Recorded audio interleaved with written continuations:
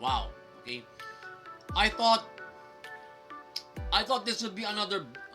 I thought this would be a Beastars rip-off, but midway through the pilot, I was dead wrong. I was dead wrong. The main protagonist's name is Odokawa. Okay, he's a walrus. He's a walrus. But instead of a fictional city like a fictional backdrop like Cheriton Academy in Beastars, it has Tokyo. Okay, a real life city. Right? So medyo close to reality ang storya. Basically, the centerpiece of the storyline is a missing persons case. And they're tying it to this taxi driver, si Odokawa. Final scene. The cop that is always on Odokawa's case, putang ina, korap pala. Kasabwat niya yung isang hoodlum. Alright? He made an illegal seizure by taking the, what you call this? Ano nga ba yung tawag doon? Taking the data disk off of Odokawa's dashcam. Kasi may mga data disk yan eh. Which stores all the footages depende sa size, right? It's 2 weeks worth of data. Kinuha lang yan ng basta-basta. You should have a search warrant for that. Okay? It's standard procedure. Pag pulis ka, hindi ka basta-basta makaka-acquire ng evidence. Right? He just took that without a search warrant. Means only one thing. Corrupt yung pulis. My suspicions were correct. Kasangkot pala niya yung one the hoodlum, yung mukhang mandrill. Yung mandrill, na hoodlum. Kasangkot pala niya yun. Overall, it's a great pilot. Alright? It is a fucking great pilot. Grabe yung the air of mystery is there. Right? I gotta admit, something that Beastars lack. Okay? Something na hindi nyo makahanap sa Beastars. This air of mystery. Yung pace, as I look back at it, tama lang yung pace. Kasi it is like the synopsis says, it is a mystery anime. So the subtle slowness justified. Yung flow, I think the gear shift here was the final scene. Alright? That final scene will trigger the storyline. Alright? That final scene will trigger the storyline. Yun ang feeling ko.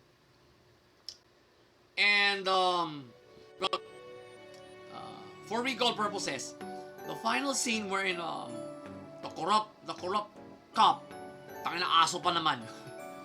The corrupt cop gives Odokawa's data disk to that hoodlum mandrill. Right? Yun ang gear shift. Yun ang cambio dun. Yun ang pinaka-cambio. And the plot, well set up. Okay, well set up. Now, I don't have a clear idea on where this is headed to. Okay, it's only the pilot. Pero I believe the plot for this particular episode was well executed. It was well executed. Ano eh, to retain that air of mystery at saka yung pagkaka-connect ng mga characters, which is essential in a mystery anime. It's solely just for the viewer's sake. Alright? Yeah. The plot was well executed, and talagang mapapaisip ka eh. Right? Pilot pa lang, may deep dive factor na ang anime na to. It's probably a rarity these days. It's probably a rarity these days. Na pilot pa lang, may deep dive factor na. Ang lalim. Ang lalim ng deep dive factor nito. I'm not totally surprised because it is a mystery anime. Okay? I am expecting the deep dive factor to be that way. Right? So again, overall, it's a great pilot. It is a great pilot. Right? I can already put that up there in the as one of the best pilots of spring 2021. Okay? So, Odd Taxi Episode 1. 2 thumbs up. Okay? 2 thumbs up. Well, yung mga nangyari kasi dito sa pilot na to, it's quite relatable. And it actually happens. Okay? It's actually happening in our society. Every law enforcement agency has its bad apples. Okay? Here in the Philippines, di kami nagkukulang dyan. Every now and then, we encounter a corrupt policeman. Japan na, meron din dyan. Sa Amerika, lalong-lalo na. Right? Not only there are corrupt cops there are also racists. Right? So, talagang and when it comes to missing persons, you can also relate to that, especially if you're especially if you know someone who is still missing up to now. You can totally relate to this anime. Right? You can totally relate to this anime. Well, I could say that Odd Taxi is off to a great start because they got an awesome pilot. It's off to a great start. Kumbaga,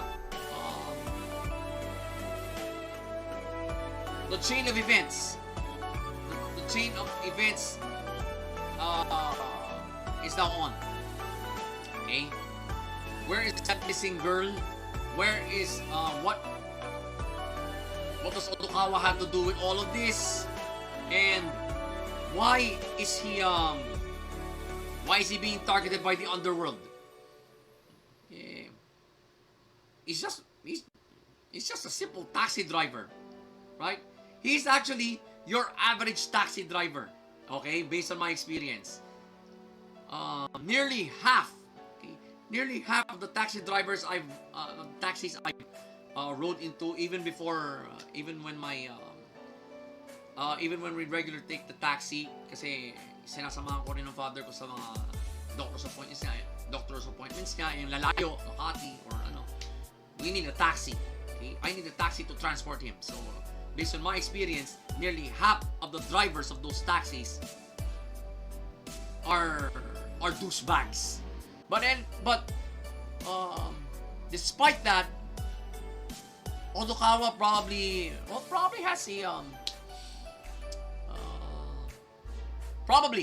has a clear motive. If he is housing a fugitive, he probably has a clear motive, or probably he did not actually abduct this girl. Kasi if you could go back to the pilot, meron siyang kinakausap pero hindi pinapakita. Alright? He's talking to someone, but we don't know who. Right? So he's either talking to himself or he's actually talking to someone. Right? And I'm getting that idea. I was slowly getting that idea that he was the one housing the missing girl. Maybe he does know something. Okay? Kaya, mystery animes naturally have that deep dive factor. But in the case of Odd Taxi, sa pilot pa lang meron eh. Moriarty the Patriot, it's also, well, you can also call it a mystery anime because it's based on the book, based on the Sherlock Holmes books. A totally different take. Pero wala pa yung deep dive factor niya until after the pilot. Dito pa lang sa Odd Taxi, may deep dive factor na. Okay? It really made me think while I was watching it. Really made me think. Sino kausap ito? Kung kami nalalaman ito sa nawawalang babae ah.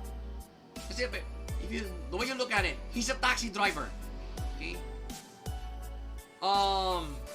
Passengers go in and out of his car nearly every hour. At the most, and at the very least. Oras-oras may pumapasok at lumalabas sa kanyang pasahero. Okay? So until we know what his real motives are, we'll just have to watch this anime. So again, Odd Taxi Episode 1. 2 thumbs up. 2 thumbs up mga ka-lifestyle. Yeah.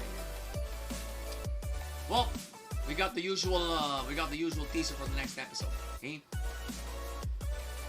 Mixed scenes from it and the title. Well, we're going to have another character introduced. We're going to have another character introduced here. So let's just watch it. All right.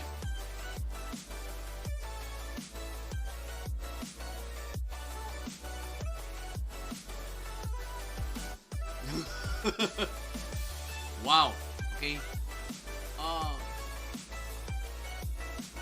The pace was so fast.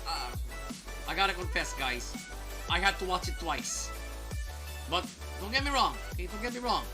It's not a bad thing. It's not a bad thing. It's also a way of deep diving into an episode. Okay? It's the second time you view it, it's more of a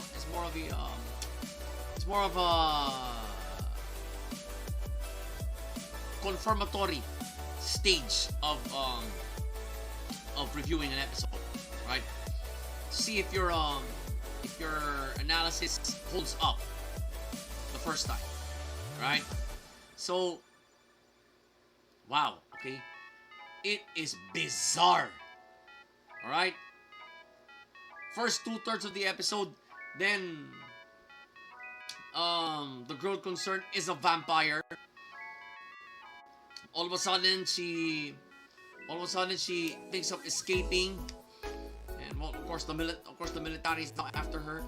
Then Major Maeda, the one in charge of was able to find her, but wow, I don't know. All right, final scene. Maeda's immediate superior, si General Kijima, promotes him to Colonel and appoints him the new commander of Unit 16, now known as Code Zero. Their mission: to suppress the vampire threat. Alright? So, whew. Okay. One of the most bizarre pilots I have ever watched. Alright, guys. Grabe. Overall, like I said, it's one of the most bizarre pilots I have ever watched. Pace, well, it's really fast. Okay, it was fast enough to warrant a second viewing. But again, don't get me wrong. Okay. It may be a bizarre pilot, but it is a really good one. Considering that this is a supernatural anime, right? But you can also consider it a horror anime kasi it involves vampires. Okay? It involves vampires.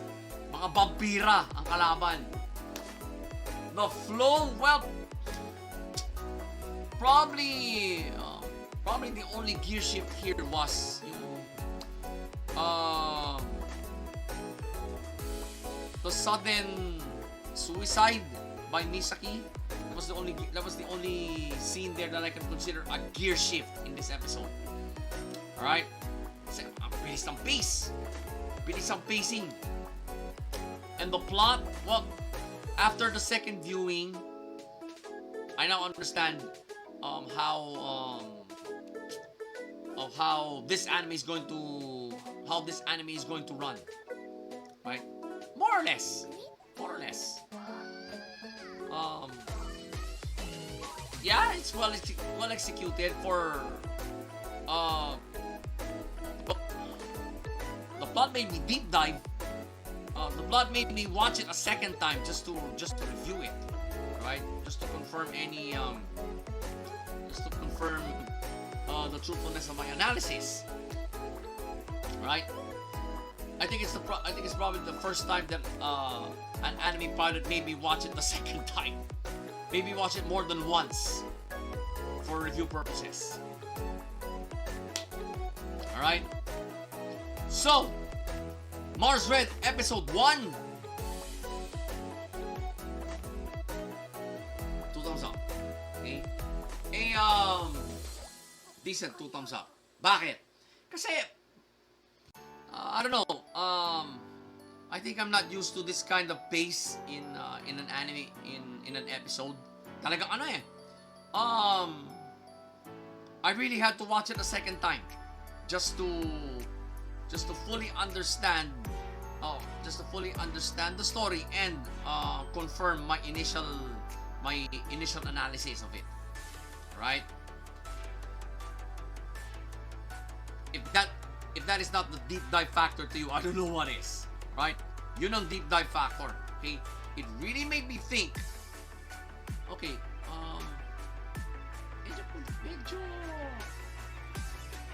medyo hindi ko pa gets. Okay, I'm gonna watch it a second. Okay?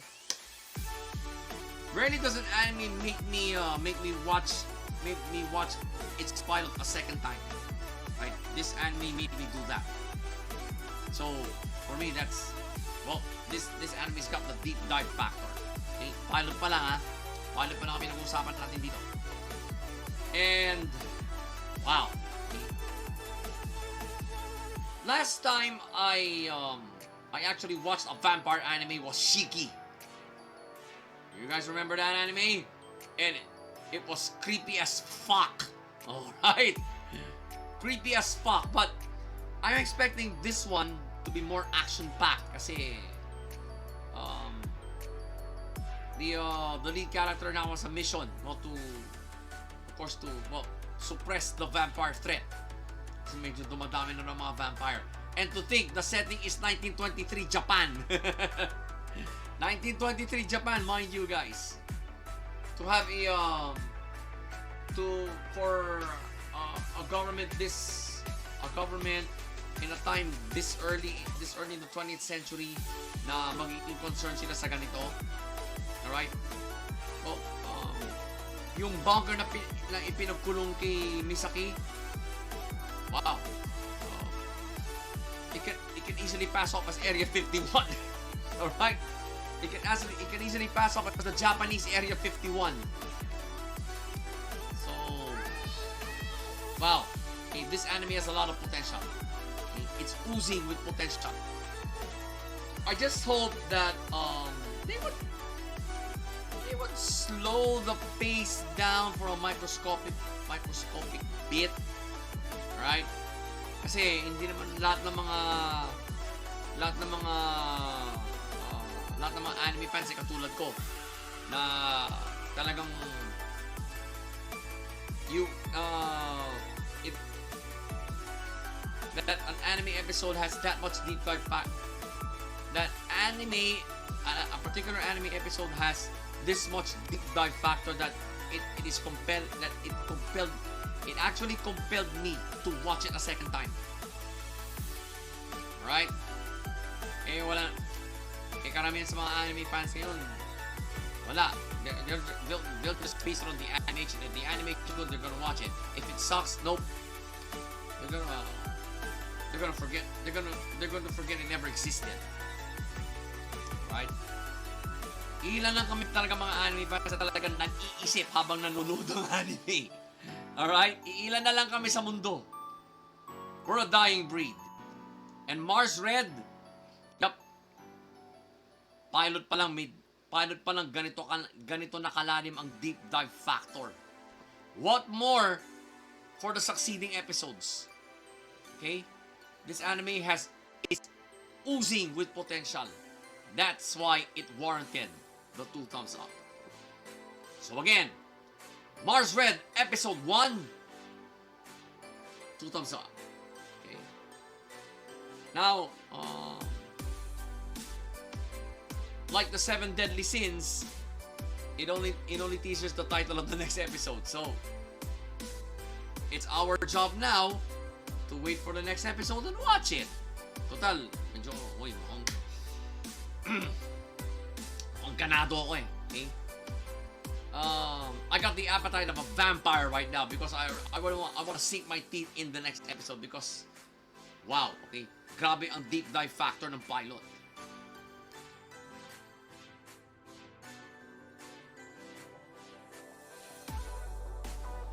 Well, the aftermath. And, everyone's getting along. Everyone's partying. Everyone's partying. Final scene. Final scene na kagad eh. But seriously, it's the final scene. Well, I don't know if you can call it ominous, but Ban suddenly popped the question, Meliodas, when is it time for you to leave us? Alright? I don't know why Ban suddenly asked that question, right? But to my surprise, Meliodas wasn't surprised, right? Okay, well, gamay na nila kasi isa't isa eh. Ban na si Meliodas, right? I don't know why. Overall, it's a good aftermath episode. Right? It's a good aftermath episode. The pace, well, it's neither slow nor fast. Okay? It's just right. Kasi aftermath, the viewers need to know where everybody is at, where their mindsets are, where their hearts are, and I don't know. It felt like the series finale already. Episode 13 pa lang. The flow, there aren't any gear shifts except one.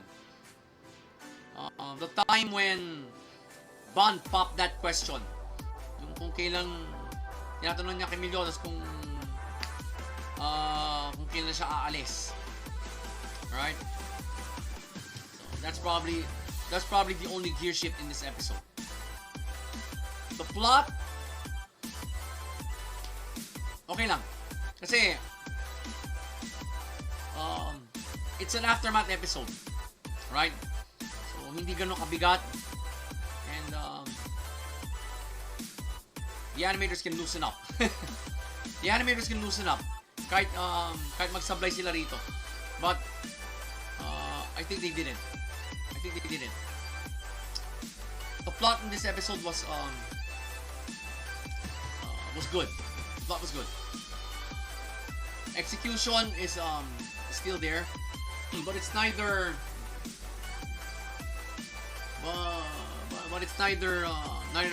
good or bad.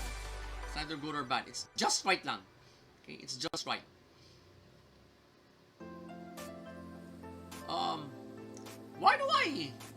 Why am I feeling so ominous right now?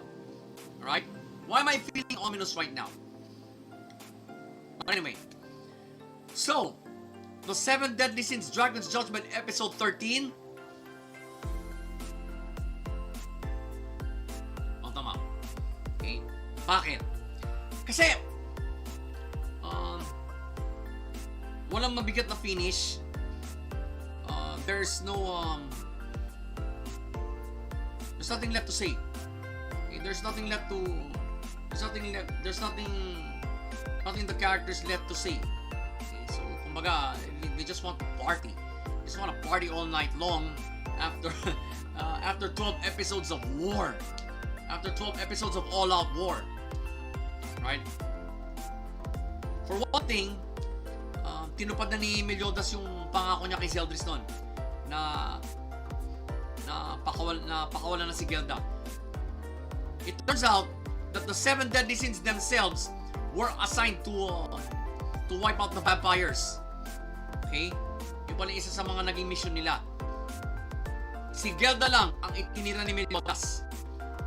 Everybody's telling the viewers where they're at, what their mindsets and hearts are, where their minds and hearts are. It was done in good taste. It was done in really good taste. Hindi siya boring like okay, what's up? The usual cliches in an aftermath episode. I didn't see it here. Okay? I didn't see it here. Hence the one thumb up. Right? So again, the 7 Deadly Sins Dragon's Judgment episode 13. One thumb up. Right? So title of the next episode has been teasered. Pero ako curious ako eh. Bakit ganun ang title? Alright? Is the 7 Deadly Sins anime ending early? Kasi ganun ang title eh. I don't know They're scheduled the final season is scheduled for 24 episodes. I don't know why it's titled that way. Pero let's just find out, okay? Let's just find out next time.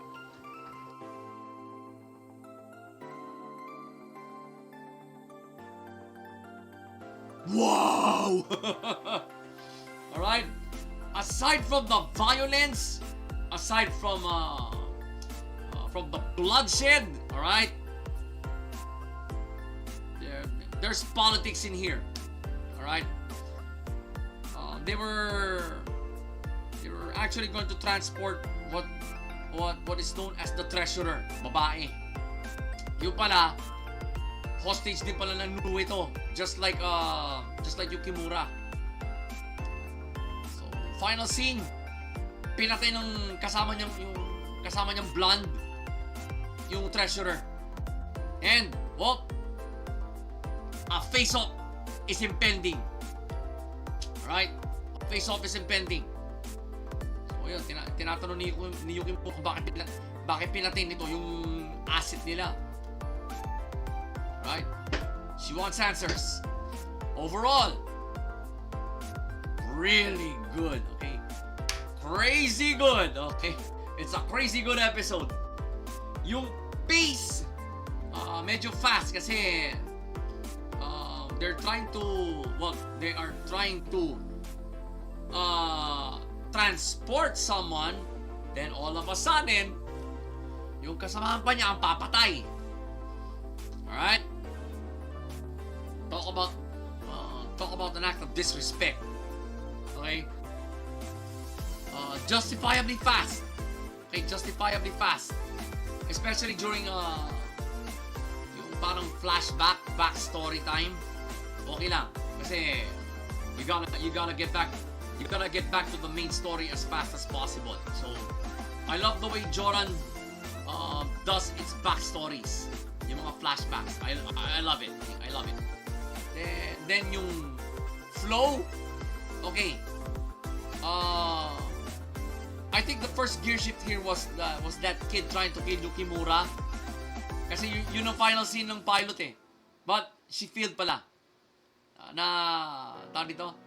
Na-sense kagad ni Yukimura na papatayin siya. Alright? The woman knows how to kill, and yet she's unkillable. Yun ang if that's not OP to you, I don't know what is. Okay? If that's not OP to you, I don't know what is. Alright? Then the final gear shift came, probably the biggest gear shift of this anime so far. And we're only in the second episode. Okay? Probably a screw job, okay? I smell a screw job here. Yung ginawa ng blonde niyang kasama dun sa asset nila. Alright? I smell a screw job here. Yung plot, really good. Okay? So good, I can actually taste it in my mouth. Okay? I can actually taste it in my mouth. It's really good. It was superbly executed. Okay? The plot was superbly executed. And talk about one episode, pero this little story isn't over. Right? Yukimura wants answers. Why did Blondie kill their asset? Oh, kasi lintik pala ang talent nito. Yung memory niya. Grabe. Alright? She has the memory of an elephant. And probably, technically she's more dangerous than Yukimura kasi sa nalalaman niya. Alright, but I smell a screw job here. So, again, overall, it's a crazy good episode. It is a crazy good episode. Talagang, Joran is on the right track. This anime is on the right track of becoming one of the best this season. Right? If it's not already one of the best. Kasi 2 episodes pa lang. Alright? So, Joran, the Princess of Snow and Blood, episode 2. 2 thumbs up. And a big 2. Right? It deserves the 2 thumbs up and a big 2 because it's a crazy good episode. You've seen the way Yukimura cuts someone's head off? Parang, fuck! Parang ano lang eh. Parang nang lalaslas lang ng leg eh. Okay? Parang nagigilid lang ng leg ng manok eh. Kung pumutol siya ng ulo eh. It's fast! Yukimura is a killing machine. And, probably much to the envy of her co-workers. Well, they don't like her and they want her dead. Bottom line, everybody wants Yukimura dead, okay? She is, she can actually turn into a snow demon, okay? And in her regular form, she is a killing machine. So either way, it's probably impossible to kill her. She's unkillable. Right? So itong mga kasamahan niya, ginugulangan siya. Right? They all want a piece of her. It's obvious now. Okay? We're only in the second episode, pero I've already deep dived into it. That her co-workers absolutely loathe her, and they want to kill her. Right? But they just couldn't do it because she is unkillable. Alright? She is unkillable. So, well, we'll see. But, I tell you guys, Joran, nakakadalawang episodes pa lang, it's already a great anime. Right? It's already a great anime. I would personally, as early as this, I would personally recommend this anime to anyone. If I'm in the mood for it. I don't usually recommend animes when I haven't fully reviewed them. Okay? As in yung tinapos ko na. Alright? But this episode, wow. The pilot has set the tone. The second episode follows it up. What more pa sa third episode? What more pa sa episode 3? So again, Joran, the Princess of Snow and Blood, episode 2. 2 thumbs up. 2 thumbs up, mga ka-lifestyle. In the tradition of Beastars and the Promised Neverland, no teasers. This anime has taken a page off of those 2 animes' playbooks when it comes to teasering. Wala tayong malalaman tungkol sa next episode. So, all we have to do now is to wait for the next episode and watch it. Right? Oh, by the way, Joran has that deep dive factor, right? Which makes in this particular episode, which makes this particular episode a great one. A deep dive factor.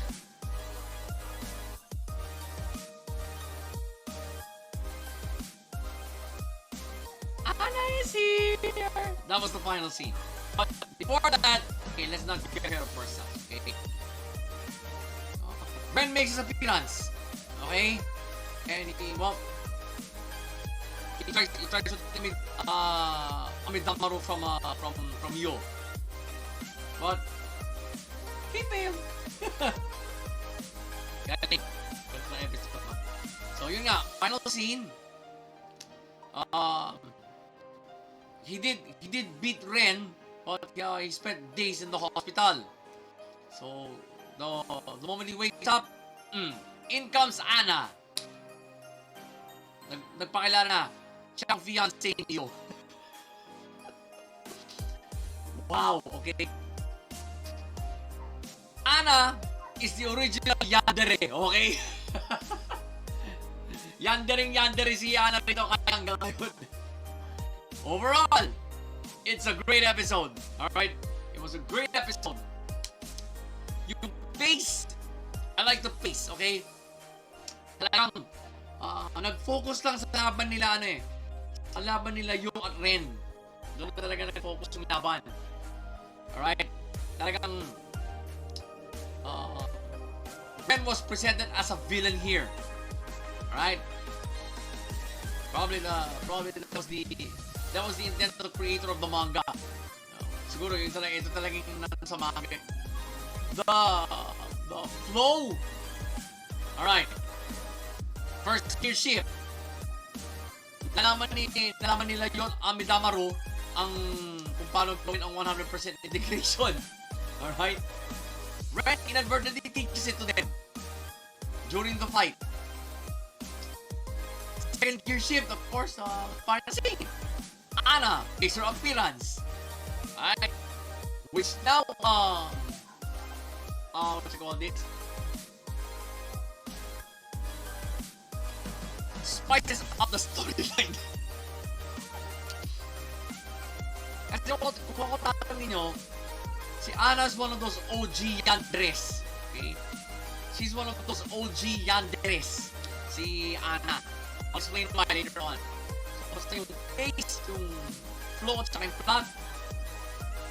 Good mix. Okay? It's a superb mix. Grabe, episode 2. So, Shaman King 2021 episode 2. 2 thumbs up and a big 2. 2 thumbs up and a big 2. Now, i-explain ko sa inyo kung bakit OG yandere si Ana. Alright. We all know that she is Yo's fiancé. Yun ang pagkakaintulong siya sa sarili niya. Alright? Now, she too is a shaman. Malakas ding shaman to, si Ana. And, by the way, she gives, in the original series, the way she gives you that look sometimes talaga, pag hindi ka sumunod, bububuhin kita. Pag hindi ka sumunod, papatayin kita. Ganun ang tingin niya. Even the final scene when she came in, even in the final scene, she has that look. Grabe, wala pa rin kupa si Ana. But she is also a motivating force behind Yo eventually becoming the Shaman King. Alright? Like, their other allies would doubt him, but Ana wouldn't. Okay? But Ana wouldn't. Despite her what you call this? Her yandere mannerisms sometimes. Alright? It's sometimes disturbing, but don't get it all wrong. Talagang it's her way of motivating Yo to becoming a great shaman. Okay? Becoming a great shaman. Talagang it's her way talaga. It's her way.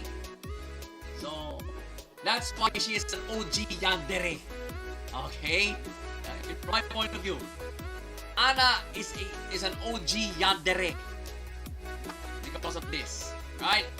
So, again, Shaman King 2021 episode 2. 2 thumbs up! Okay, 2 thumbs up. 2 thumbs up, mga ka-lifestyle. Well,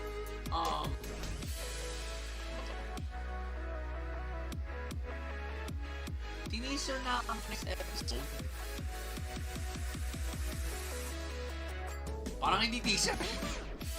Parang hindi teaser eh. Yung title pero I don't think that's the skip from that episode. But no complaints. We're gonna watch it. We're going to watch that next. Okay? We're going to watch and review that next.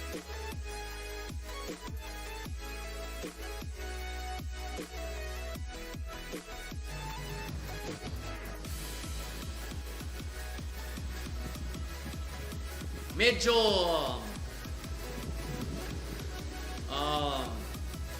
nahihiwagaan ako sa pilot na to. Well, we started out with of course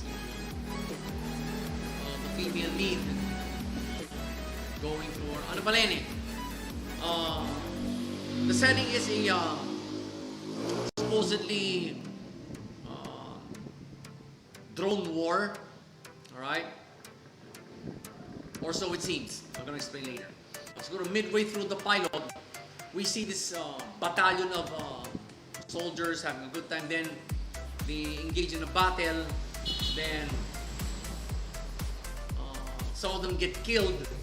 One of them, Moriarty kill na ni Undertaker. Like binali sa ulo.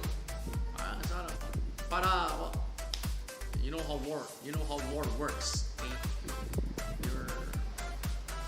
If you're kept alive, you must have information. So siguro yun ang thinking ni Undertaker, kaya tinumba na lang niya yung kasama niya na buhay pa, right?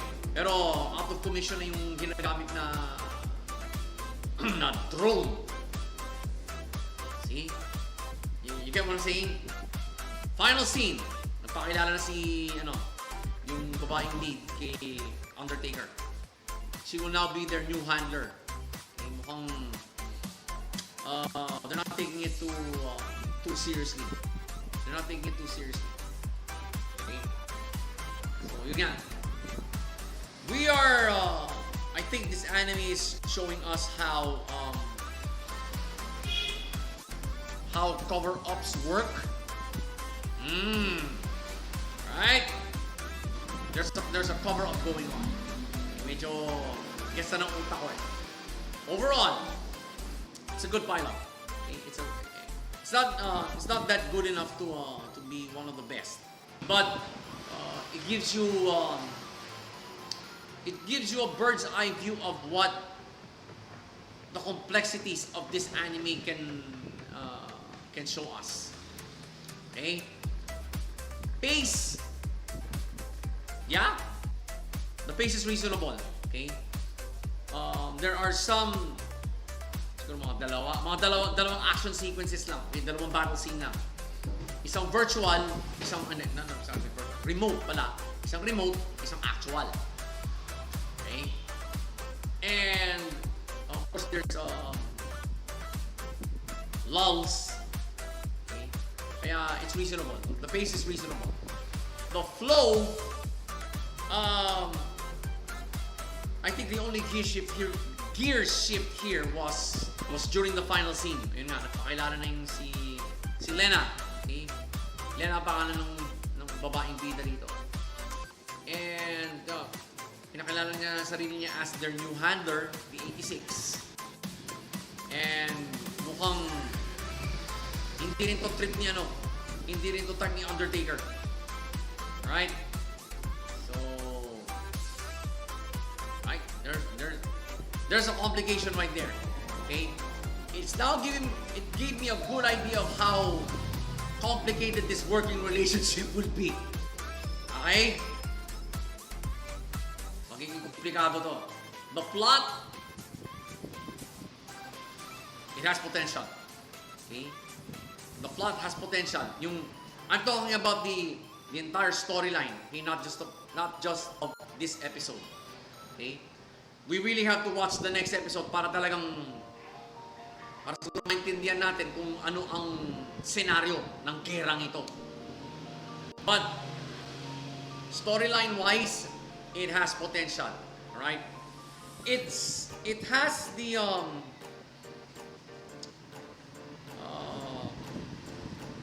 it has the military feel of Macross, the original Macross, and the politics of probably Gundam Wing, of any Gundam series, pero particularly Wing at saka 00. Yan, parang ganyan, yung politikang halo rito. Alright? That's what I'm feeling from this pilot, yung storyline mismo ng anime. Okay? It has potential. Okay? It's got potential. But for the pilot, it's a good one. It's a good pilot. It didn't bore me to death. Okay? Kasi pag ang pilot ay boring, no one's going to last watching it. No one's going to last, much less me. Right? So, 86 episode 1. Ito na muna. Right? Ito na muna. Bakit? Kasi, not much has been told about the overall storyline. I'm just making assumptions. Okay, I'm just making assumptions and I'm just basing it on my analysis of the pilot. Right? Pero yung OP, okay naman yung beat. Right? Tugma yung OP sa atmosphere ng pilot eh. At least for the pilot alone. Okay? So this is a military anime. This is a military anime.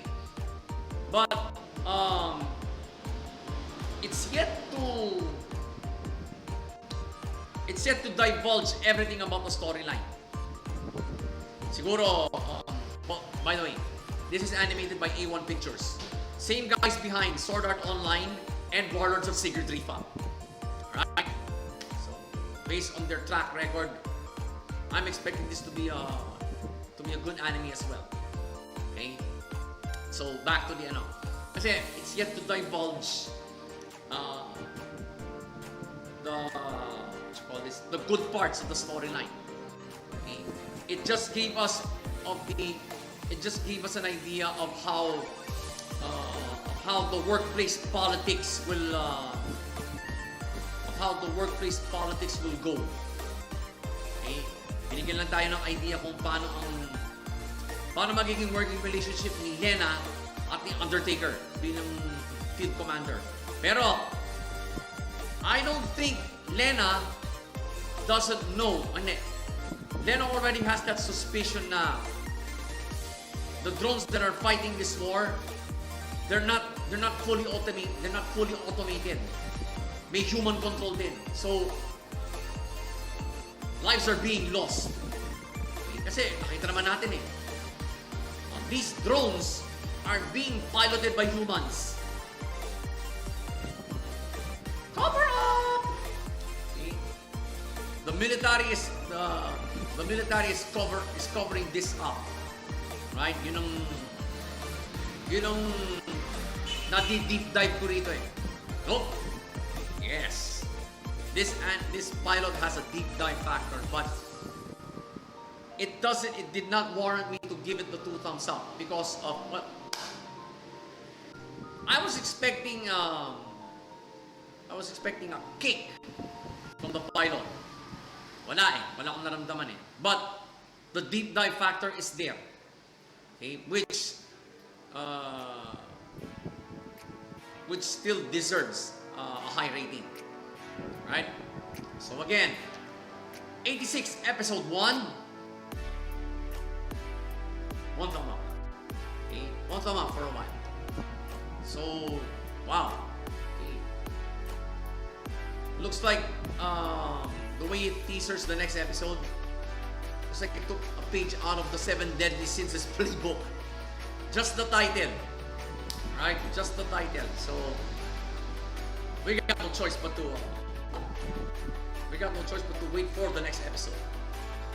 But anyway, it's a good pilot and well, gives us a reason to look forward to the next one.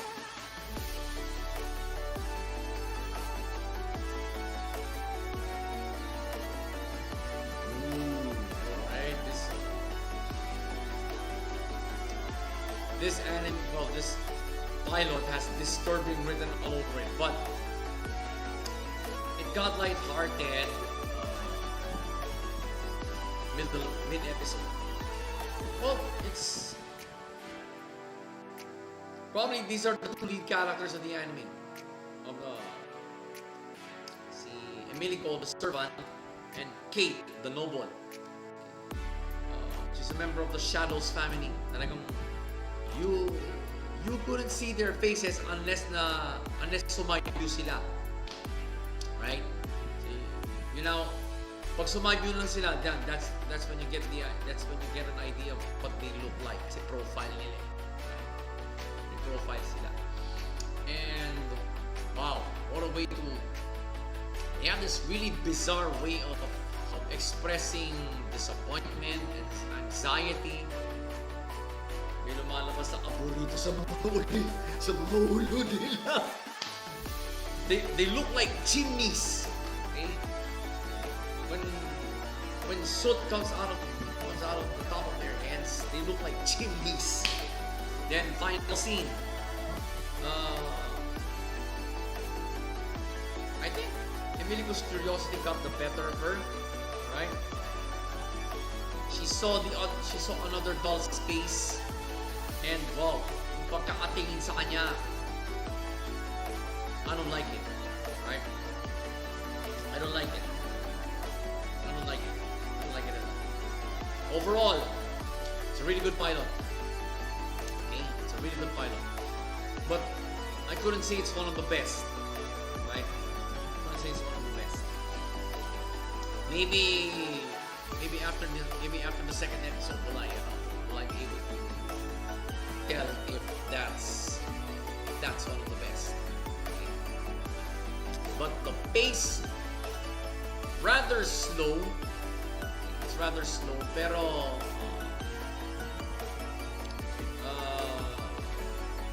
as the synopsis says, it's a supernatural anime. I guess they're building up the suspense. Okay. Tolerably slow. Okay. Tolerably slow. Tsaka may pagka-slice of life din siya. And the flow, well, I think the only part of this episode that I can consider a gear shift is the final scene. Right? When Emilico caught and waved to another noble and his doll, tapos yung doll biglang tumingin sa kanya ng masama. Alright? I never liked that look. It's quite disturbing for me. And you can consider that a gear shift. Right?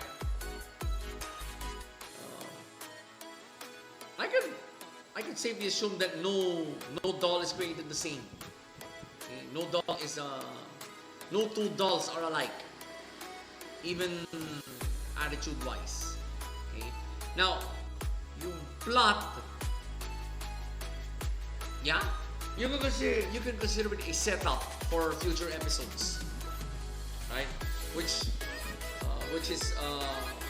is the main function of a pilot. Okay? It sets up the entire storyline of Shadow's house. Okay? So that makes it a really good pilot. Okay? So, yeah. And probably the most disturbing part here is that other dolls, the way he turned and looked to Emilico. Wow. And the way they captured that. Okay. It's somewhat disturbing. So, Shadow's House Episode 1. Yeah? 2 thumbs up. Right? Another thing about this pilot is, I would not call this a, a supernatural anime. Supernatural is an understatement. Imagine,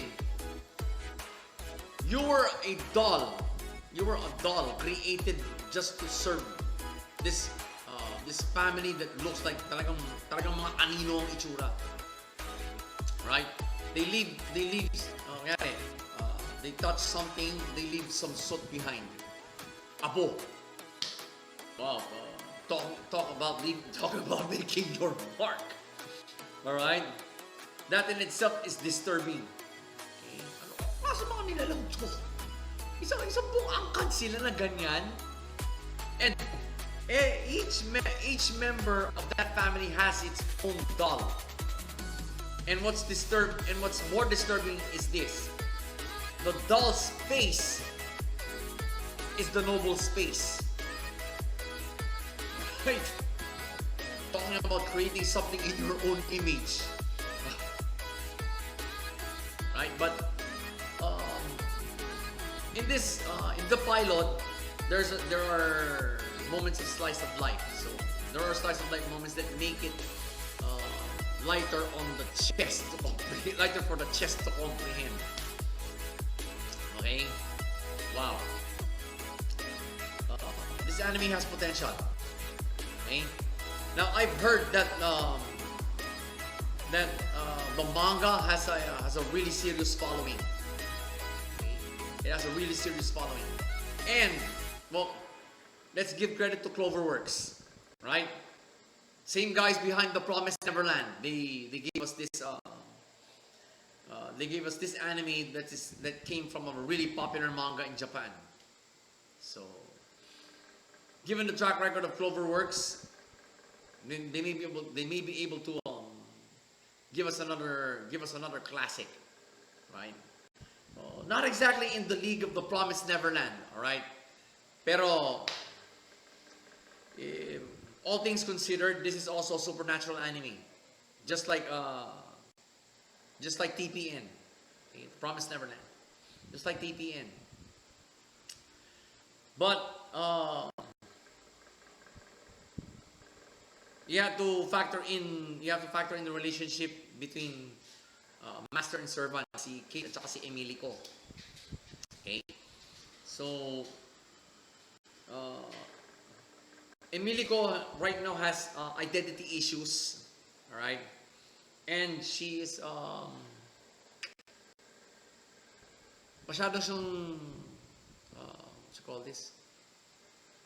She looks down on herself really often, okay, but swerte niya na napunta siya sa isang amo na mabait, si Kate, right? Pero may pagka-aristocrat rin si Kate. Siyempre, she's a noble. Okay? The Shadow's family is family of nobles. So she sometimes acts that way. Pero nawawala yung pagka-aristocrata niya pag when she sees Emilico being her klutzy self. Okay? So, lumalabas yung pagkatao niya. Lumalabas yung pagiging tao niya.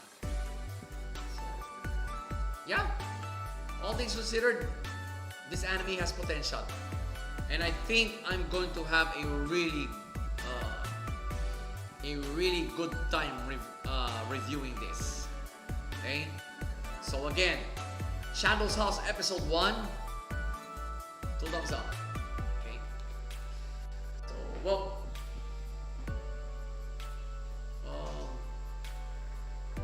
like its contemporaries in the roster, 86 and 7 Deadly Sins, only the title has been teasered. Okay? They're not like The Promised Neverland, where you won't get any teasers for the next episode. Alright? Talagang title lang yung teaser ng susunod na episode. So, all we have to do now is, well, wait, then watch it.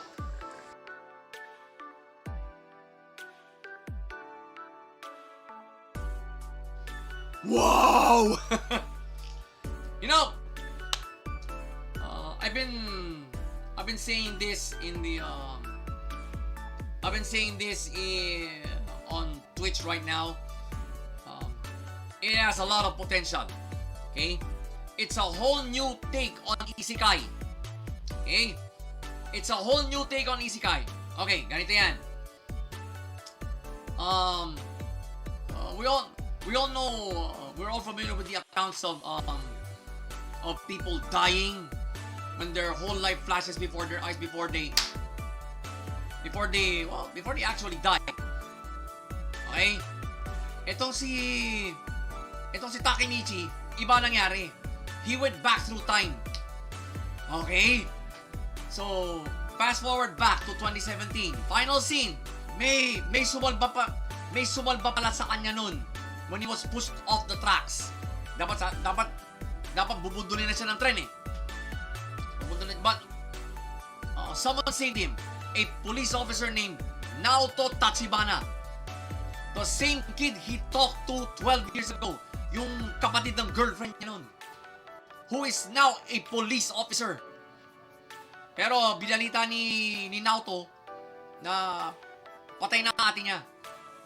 So, he was so glad to reconnect with Takemichi again. Kasi he needs Takemichi's help. Well, I'm getting a pretty good idea of who he wants to take down. I got a pretty good idea of who he wants to take down with using Takemichi's help. Okay? Whew. Overall, it's a great pilot. Okay? I can put it up there as one of the best pilots this season. Okay? Yung pace, moderate. Okay?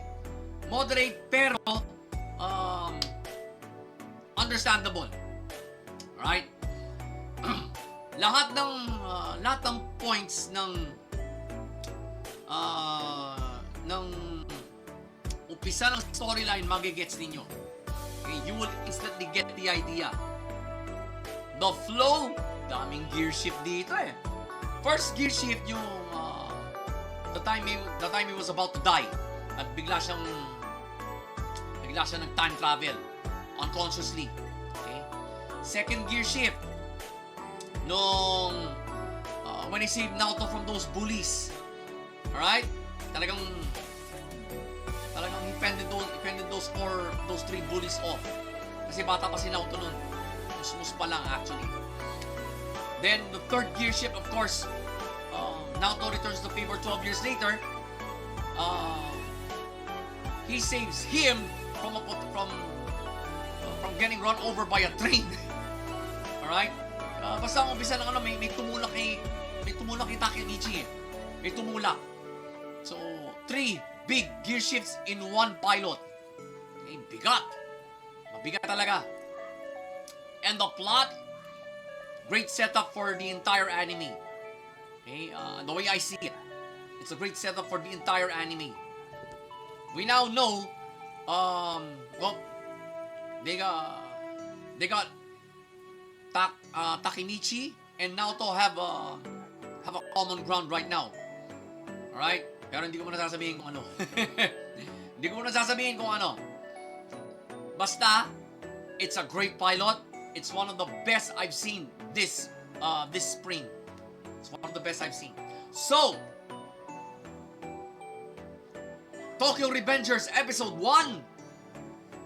2 thumbs up. And a big toe. 2 thumbs up and a big toe. Okay. I'll expound on that. Did I say a while ago that it is a totally different take on isekai? Yup, it is. Kasi, here you are, 2017 you, about to die, suddenly go back to 2005 you. Akala mo, your life is flashing before your eyes. No, you actually went back in time. Your brain actually went back in time. Okay? So, it's a totally different take talaga. Usually, bida mahulog sa isang balon, like Inuyasha. Or, a major server glitch happens, then 20,000 players get sucked into the game like Log Horizon, or you were once a villain that was reborn, trying to be a good guy this time, like in, as they say, jobless reincarnation. Dito hindi. The main protagonist was about to die. Okay? Mamamatay na siya rito. Kasi aksidente. Kasi may tumulak nga sa kanya eh. Then all of a sudden, he goes back in time to his middle school days. Nakita niya yung first and only girlfriend niya and his gang, and how it all started, how it sent him down the road to obscurity. Okay? He's leading an obscure life, and well, he now has the initiative. Well, at least he has the initiative now to change it all. All right. Well, if you ask me, Twitch, this is going to be way better than Jobless Reincarnation, or even Yashahime, Inuyasha spin-off. Kasi mas trip ko ang storyline nito. Mas trip ko. Alright? Wow! Grabe. So again, Tokyo Revengers Episode 1. 2 thumbs up. 2 thumbs up, Twitch. Well, looks like every new anime is getting into the trend started by Beastars and The Promised Neverland. No teasers for the next episode, right? Pero inintroduce yung OP, yung opening scene, yung opener. And the OP sounds really good. So anyway, we'll just have to wait for the next episode. I am looking forward to this anime. This one has potential, okay? Tandaan nyo name, Tokyo Revengers.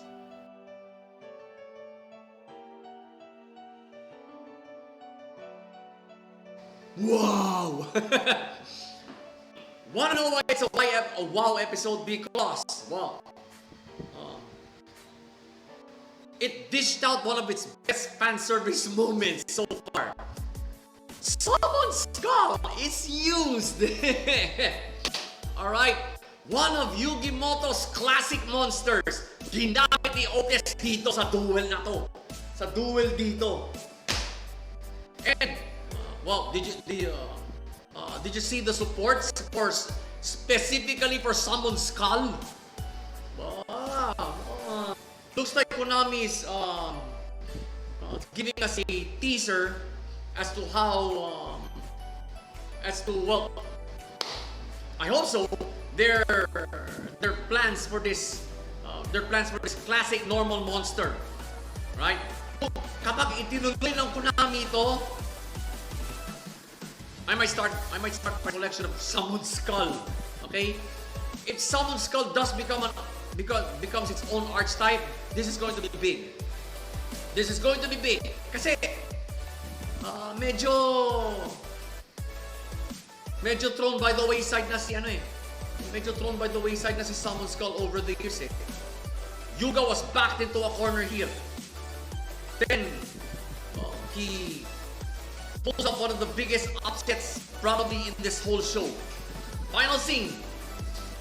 Mukhang there's a conspiracy going on within Goha. Okay? And kaya pala Asana called in sick. It's siguro iniispiyahan niya itong mga to. Alongside one of her co-members in the Machine Cavalry Duel Club, yung may malaking screwdriver, yung may sobrang laki na screwdriver, yun ang kasama niya. There is a conspiracy going on in Goha. Okay? Mukhang mga inside job mga kumpanyang to. Right? That's a surefire plot twist. Overall, it's a great episode. It's more like I'm seeing this as a reality check for ano eh. A reality check for Yuga. Pinaalala lang sa kanya ni Otis that he's the creator of Rush Duels. He should not be a bystander. He should not be a bystander, but he should be the vanguard in protecting its rules. Si Yuga. Kasi, but he did create Rush Duels and he's not going to enter this tournament. If I look at it now, yeah, it doesn't make sense. The pace, as expected, reasonably fast because of the duel. Alright? Pero it's enough to make you understand what is really going on. Alright? The flow, but first gear shift happened when you guys been back to a corner by Otis. Tapos yun, pinalala sa kanya ni Otis. Ang ganda ka na lang ba, Yuga? Is that all you got? Are you now willing to be just a bystander? Diba? So, yun nga. Then, liwanagan na si Yuga. Pulls off a combo that wins him the duel. The final gear shift is the final scene. Now, there's someone digging up a tunnel, and Asana and her member of the Rush Cavalry Duel Club, inisiyahan pala nila nito. Right? So, ano to? Is there a power struggle within Goha na ngayon pa lang natin malalaman? Alright? I'm beginning to think right now that I personally thought that the last duel between Asana and Yuga was the season finale. But due to this development in the storyline, nagdadalawang isip na ako eh. Di ba talaga season finale? Or isa pang panghimagas ulit ito? Okay? It's one of the very few times right now that Yu-Gi-Oh! 7's had a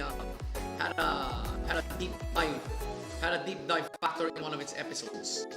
Right? Now the plot. Ganda. This is one advantage of drawing up more than one script, right? Especially here, when you're dealing with a Yu-Gi-Oh! Episode. Halata talaga na na iba ang script para sa duet, iba yung script sa parang mismong for the host for the rest of the show. Alright? So the plot was well laid out. Okay? There was hindi naman siya makakambyo from ordinary script to dual script. No. Wala siyang ganun eh. Inuunti-unti. But you know a duel is coming. Okay? You know a duel is happening. Okay? So the plot was well laid out. Okay? Talagang magpagaling yung execution. Magpagaling execution ng plot. So, it's a great episode. Right? It's a great episode.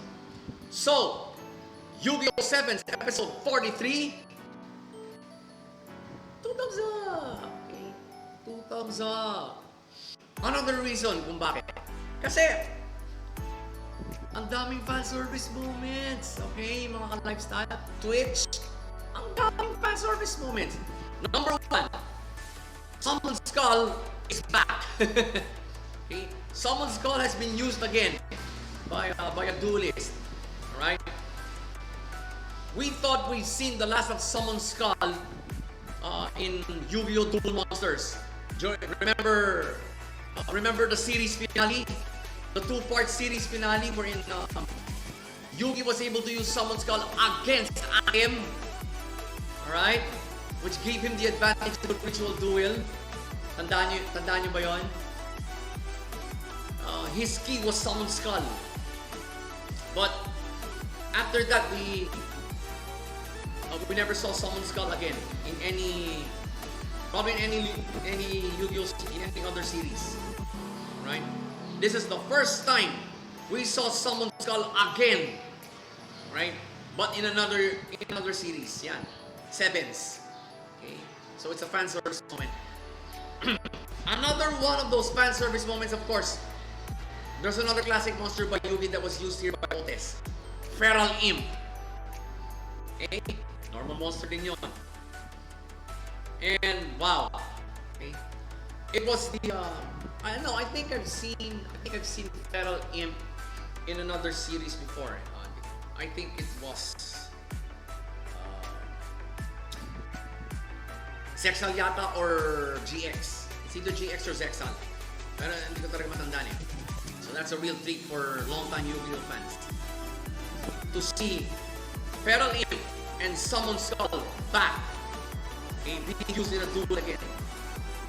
Okay, so if you've been a fan of Yu-Gi-Oh since the Duel Monsters era, you'll remember these two monsters really well. Kasi parehong ginamit ni Yugi Moto to. Parehong ginamit ni Yugi to. Grabe. And I even got that after the episode ended, I suddenly got that Battle City feels. Alright?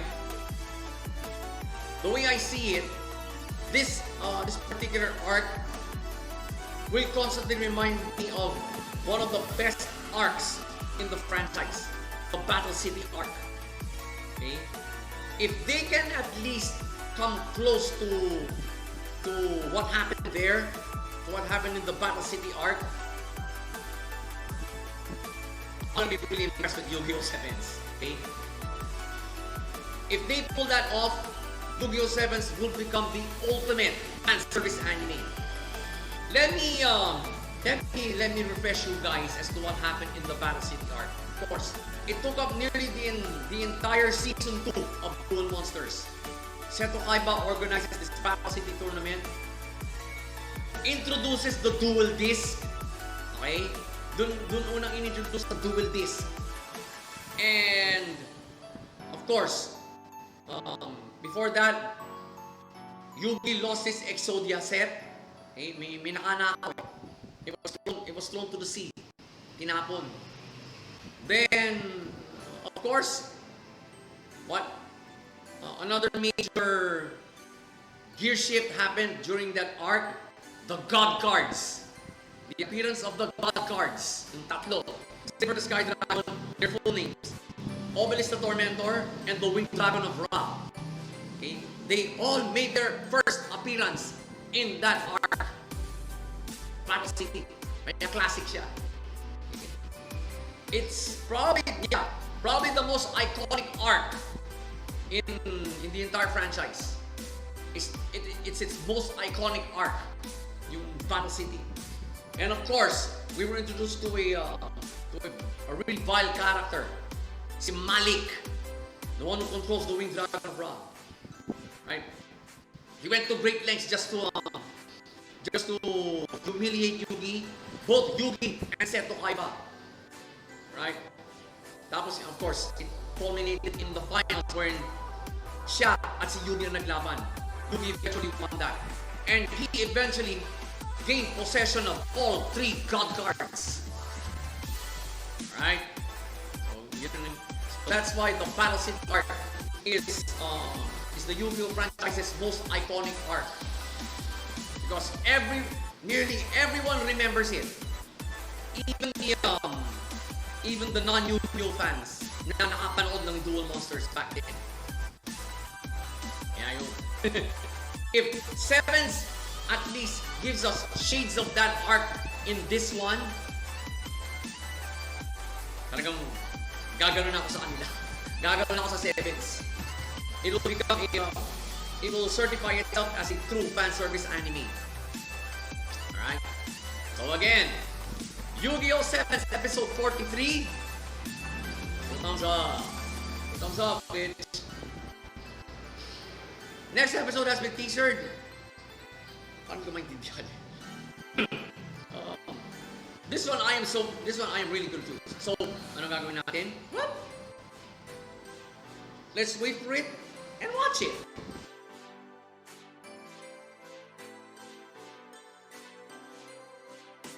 Wow! That was a really tense episode. All right. Usan, you know how the Moriartys operate. They love to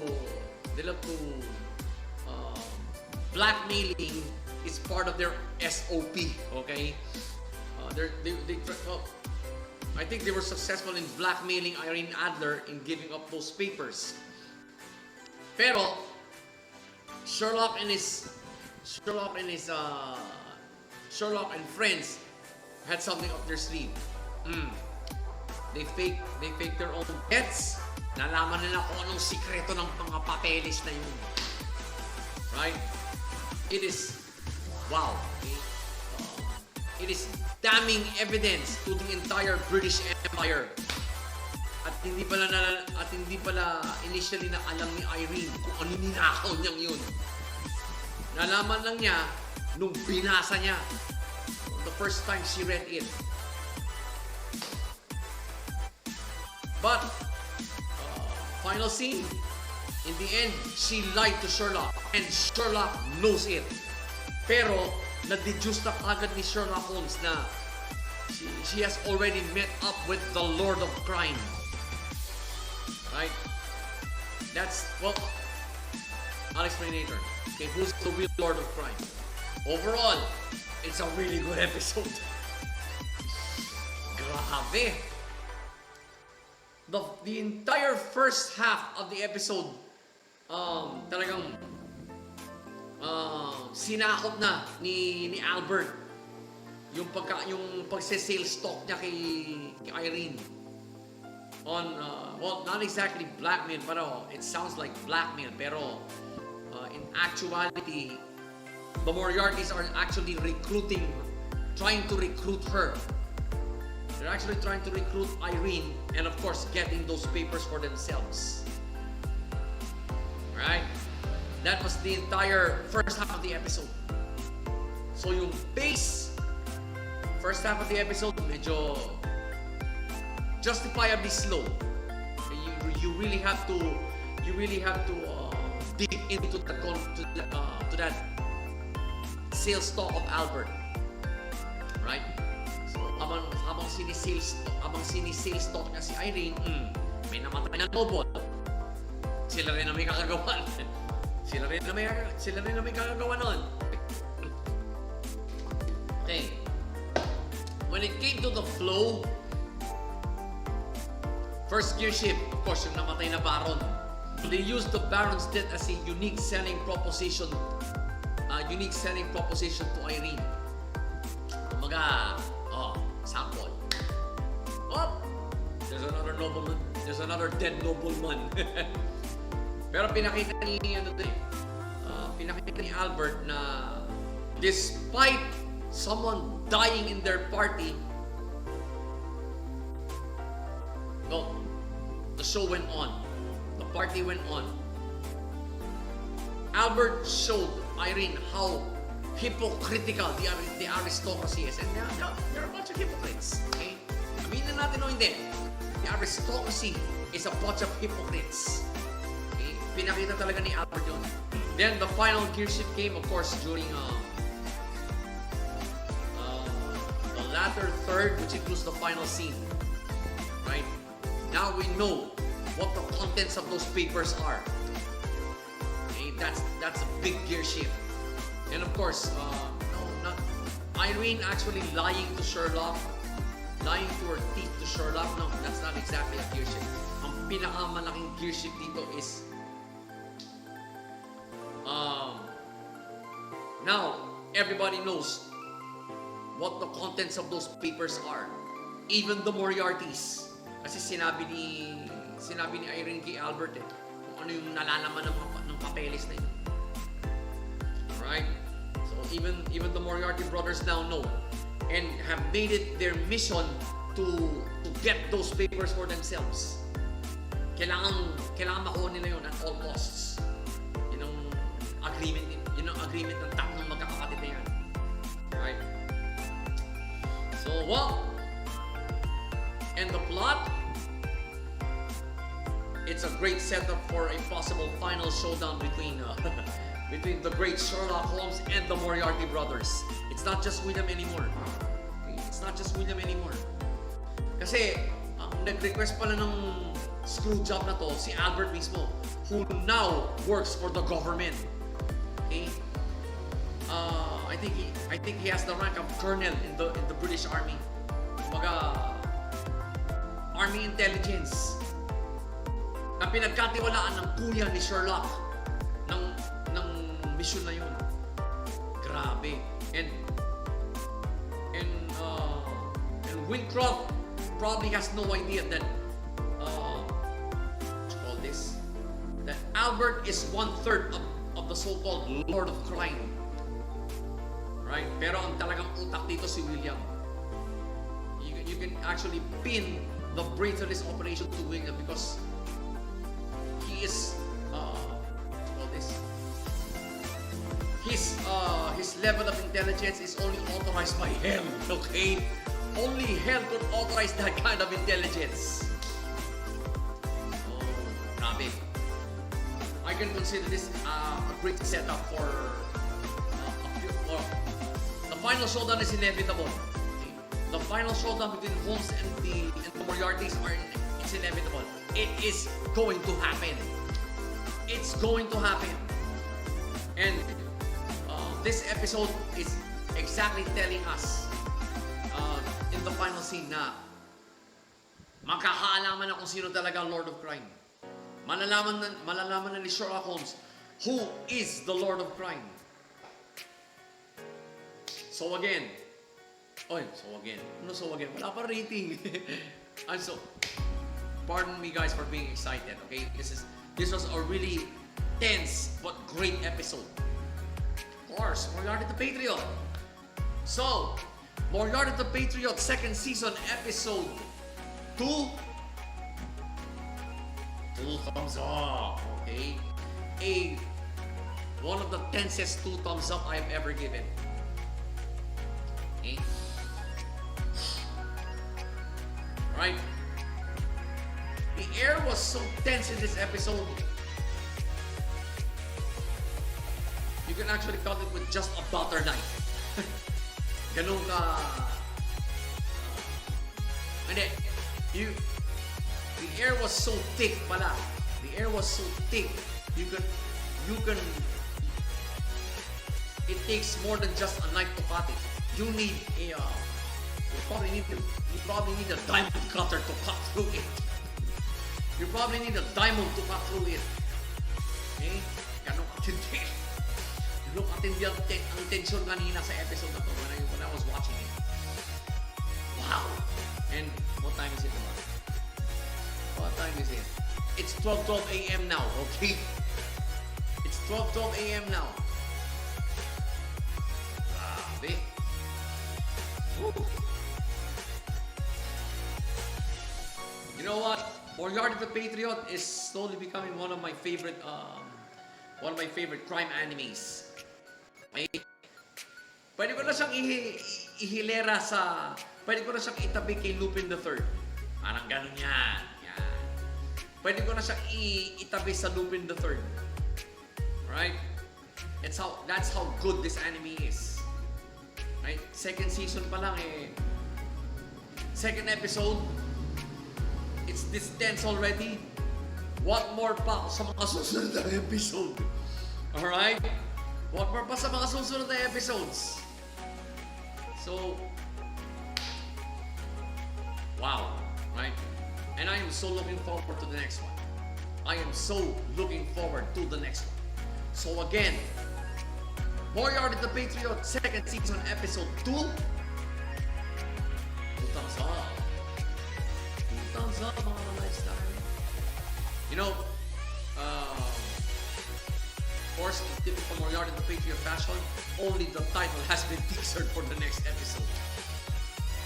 Grabe. You know, I am so glad that my Twitch stream didn't pull through today. So, for you guys, mga ka-lifestyle sa YouTube, You are so blessed. Okay, you are so blessed. You're the first ones to actually see this review. Right? So consider yourself blessed. Right? Now, let's just wait for the next episode. I can't wait.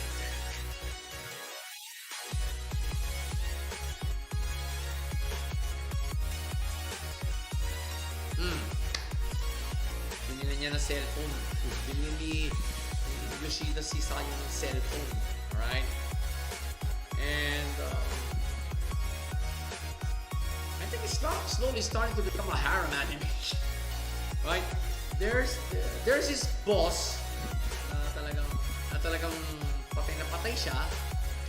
And there's this co-worker, babae, si Mishima ba yun? Right? Si Mishima, na halatang type siya. Right?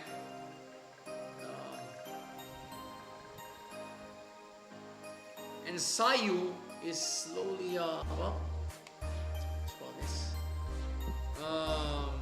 Parang nahuhulog na nilulog ni Sayu kay ano eh.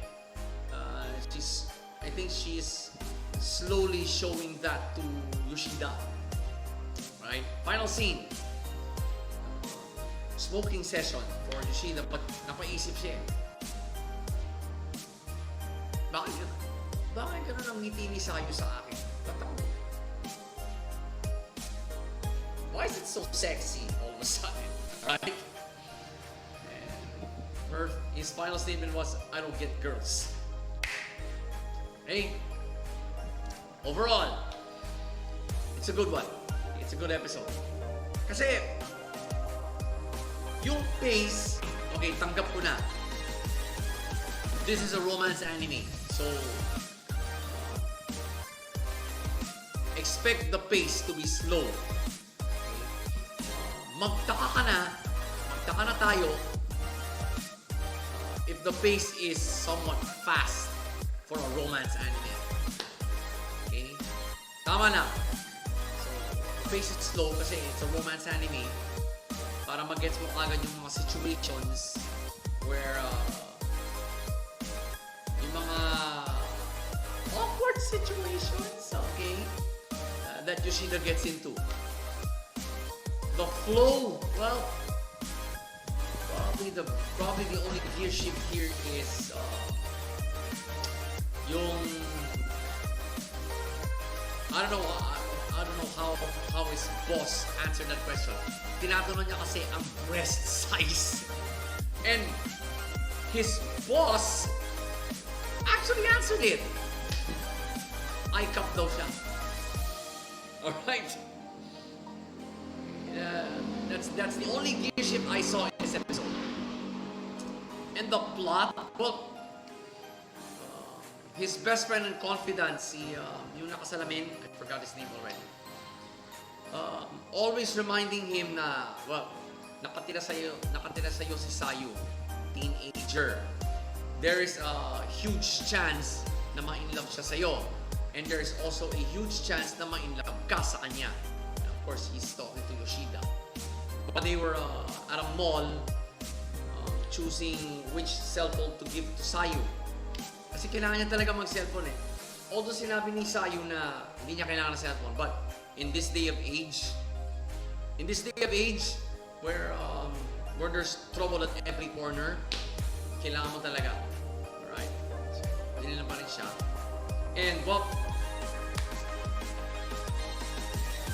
it's nicely executed. The plot was nicely done. Yung tipong hindi siya OA, hindi rin siya nakakatamad panoorin. Right? Sakto lang yung plot for this episode. Yeah, it's a good episode. So, Higehiro episode 2.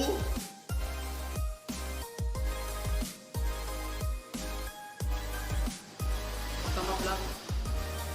Right? Bakit? Kasi medyo kulang pa sa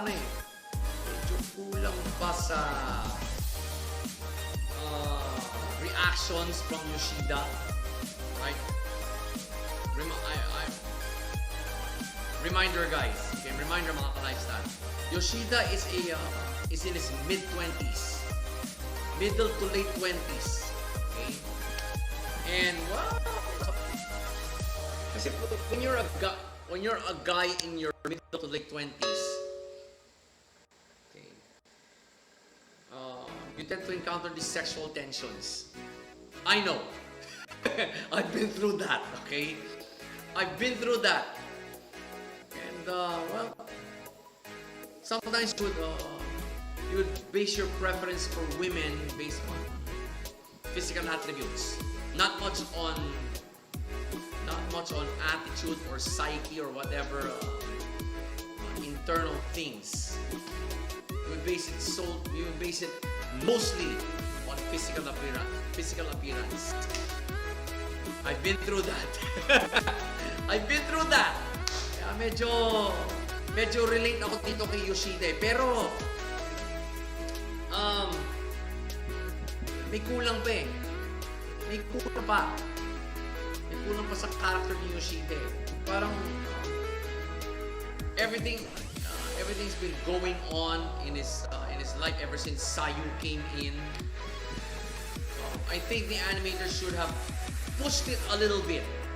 They should have pushed it a little bit in terms of on how Yoshida expresses his dilemmas, his concerns. Pero they're on the right track. They're on the right track. Kaya ako, despite yung pagkukulang nito ng animators on how Yoshida expresses his emotions, I could still relate to this character kasi I've been through that eh. Okay? I've been through, although not in the situation as Yoshida is now. Okay? Nope, hindi ko na-encounter yan. Sorry. I've yet to live on my own. Right? Naamin ko sa inyo, I've yet to live on my own. So, hindi ko pa na-encounter yung ganyan. But, I can totally relate to Yoshida. Kasi, yung girl problems, I've been through that. Kaya, one tama pa rin yung binigay ko. Kasi, I could still relate to Yoshida. Okay? I could still relate to, well, I see him as I could see him as mid-20s me. Right? Mid-20s me. Pero, I had no problem expressing my thoughts and feelings to a girl. I had no problem with that. Well, yeah, even up to now. That's sort of the many things I learned when I was in my mid-20s. Although unemployed, that was the few things I learned when I was in my mid-20s. Kaya one tama pa rin sa episode na to kasi I can still relate to Yoshida. But the animators should have pushed it a little bit more as to how he expresses his feelings. Although yan, nasabi nga niya sa boss niya na hanggang ngayon in love pa rin siya sa kanya. In love pa rin siya dun sa boss niya. And to my surprise, his boss took it rather lightly. Pero proof na wala siya talagang feelings kay Yoshida. Right? That's proof. And, well, when it comes to Sayu, yan. He's having trouble expressing his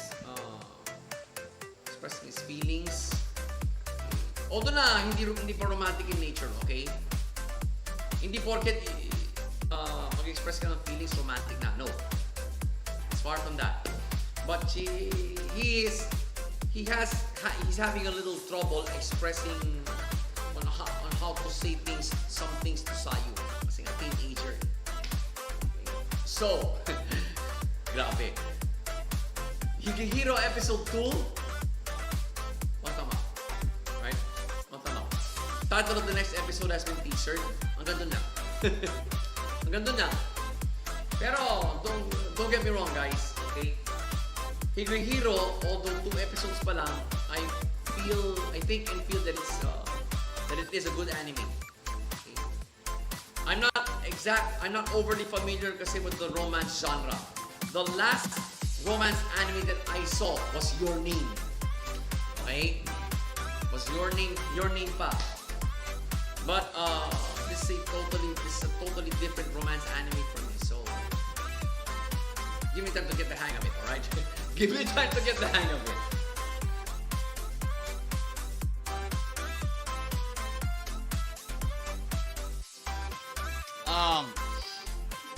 Wow. I never thought an anime would have a sad beginning. Alright? Dito eh. Dito. Kanina. Alright? Obviously, this orb is an alien life form. Okay? That requires stimulation to change it to another form. And from orb to rock, then to a dead dog. Then while in dog form, nakilala niya tong bata who is originally the owner of the dog that died na kinopyahan niya. So did good life. Mabait na amo. Then on their first attempt to set out into the world, aksidente yung bata, and they were able to get back home, pero due to sepsis siguro namatay yung bata, and that probably stimulated the life form to assume the form of the boy. Yeah, so tao na siya ngayon. That was the final scene. Okay, when the moment he assumed the form of that kid, nakakaawa eh. Alright. Heartbreaking. It was a heartbreaking final scene. Okay, bato ko. Alright. Overall, it's a great pilot. One of the best. Okay. Probably one of the best this year. Okay. One of the best so far this year. Rarely do I encounter a pilot episode with this sudden ending. Okay. Call that an ending? No, with a sad beginning. Okay. Yung pace. First third of the episode mabilis. Pero it kind of slowed down when the moment that orb became a dog. Alright? So, pinakita talaga na mabait pala yung amo niya. Mabait pala yung amo ng pinagkopyahan niyang hayop. Mabait pala. So, yeah. Okay. The pacing was good. The flow, first gear shift here was when that orb was able to turn into that dog. Right? Then, probably the biggest gear shift here was the boy having that accident when he fell into thin ice. Ilog pala yun. Pinagtapakan nila. Ilog pala yun. So, mahina pa yung yelo. The ice was thin enough for him to fall into. Sugatan, siyempre, no means to fully clean that wound. So, talagang days went by. Like infection, sepsis happens, and the plot, well, ganda. Well executed yung plot. This was the start of this is probably the start of that alien life form's journey as a human. Okay, its days as an animal are done eh, kasi nung namatay yung amo niya eh. Namatay yung amo niya.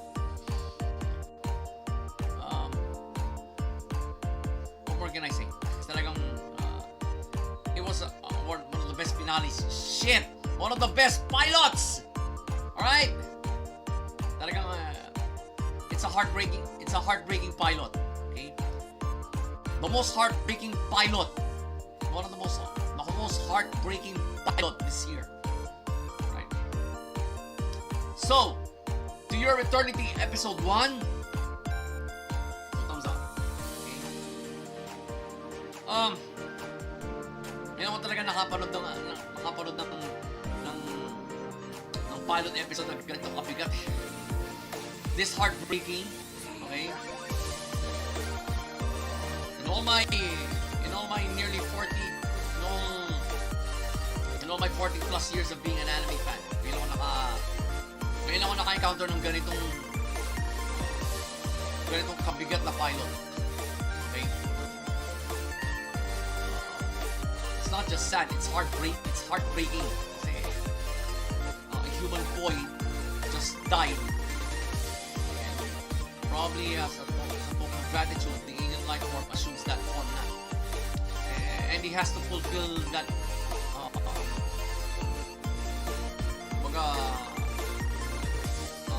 the boy's final words.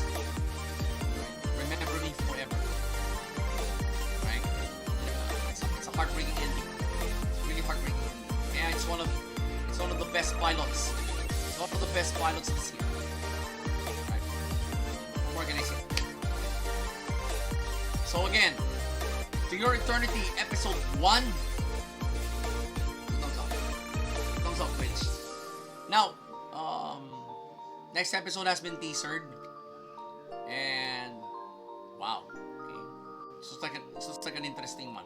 How will this boy respond to these kinds of belief systems, culture? I think it's going to be its first exposure to actual culture, human culture. Okay, so let's find out by waiting for it next week.